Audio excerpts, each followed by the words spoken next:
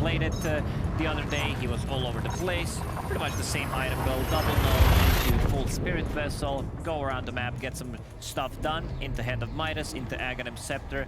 You are able to scale, get that Cataclysm. Why do I think it's called Exorcism for some reason? I don't know. But it was just a death. Yeah. Maybe it's all up there in your head. But yeah, I think more importantly is the fact that T1 is a team that actually doesn't really gravitate towards playing Ancient Apparition that much, especially in the first phase, maybe later on. So they themselves have to ban it out. Virtus Pro, of course, like we mentioned, they ban out the Doom, and now they're currently thinking what else to ban. Traditionally, teams against T1, they ban DK or Nyx, Viper, Enchantress. Lion. The Lion. Okay, that's respect. Wyvern's still in the pool. Viper's still in the pool. Okay. Nice. All right. Aoi claimed that his favorite offlane Viper performance from the entire animation was from Cuckoo. And that was because of the Treads Guardian style build. He says that this whole Rod style build is trying to turn Viper into a hero that it's not his forte. But killing people, Dragonlance, Treads, that's what Viper excels at.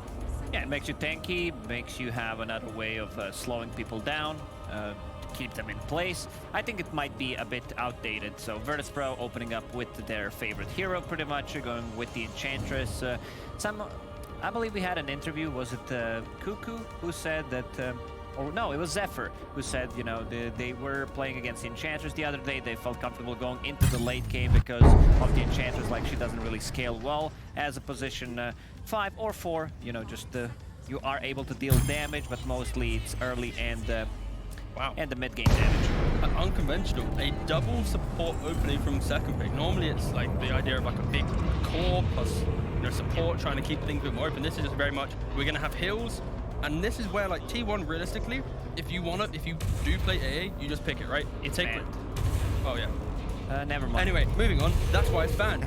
We literally already said that. You know, I would not be surprised if they pick something like Spectre straight away, because I don't think it will survive the second banning stage, considering you have Enchantress plus Wyvern. Like, these heroes don't do anything to Spectre at all, and you want to be able to jump the back lines, especially the Wyvern.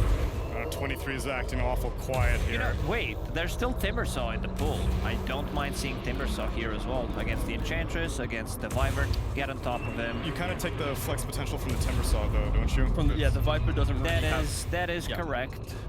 So maybe leaving that open. Is it going to be a Carl hero? I think generally Viper feels more Cuckoo-ish. And they go for the Nyx. Yeah, that's fair. I like the idea of the Nyx here is the Viper first pick kind of forces VP's hand a little bit in regards to what they can open with. They don't really want to go instantly for the tanky boys, and then you get the Nyx after that. It opens up for a strong laning, where if Viper is off lane, Nyx is one of the best enablers for that, because we haven't seen many melee heroes in 4 position, but that's because of like the off lanes also being the melee boys. But now if you go for the ranged off lane, you want to have that Nyx assassin, you want to have that Clockwork style hero to have that kill threat within laning phase.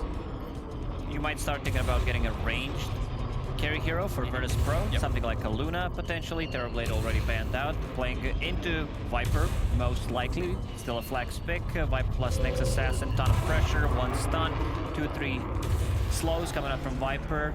So yeah, they ban out Morphling. We didn't see too much of a Morphling, right, in this tournament? Yeah, I'm surprised because we have a lot of players who have signature Morphlings. 23 Savage. Exactly. But that's the best thing I think about T1 is, some teams with him joining, they'd have gravitated towards that very quickly, but like they haven't leaned on this hero to be like the reason why they are so dominant. I credit that to March. I think March is like, you need to expand your hero. Exactly. Dog. Yeah. Naga Siren. Another illusion carry. So maybe looking for a carry that excels in single target. Ursa, been relatively popular these days. Wraith King. It's also safe lane heroes that can play the laning phase pretty well and then retreat to jungle very efficiently. And it's the concept of carries that can push lanes without any, like committal, right? They're the ones not pushing the lane with the hero, but they're still getting the economic gain. I think that's where Viper, he thrives on always punishing the hero, whoever walks to the lane. And that's where these illusion heroes will be somewhat good in the matchup.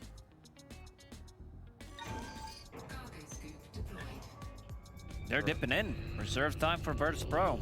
I think they got a bit confused by this Naga Siren ban. It might be like, what are they aiming for? Both of these are illusion carry heroes.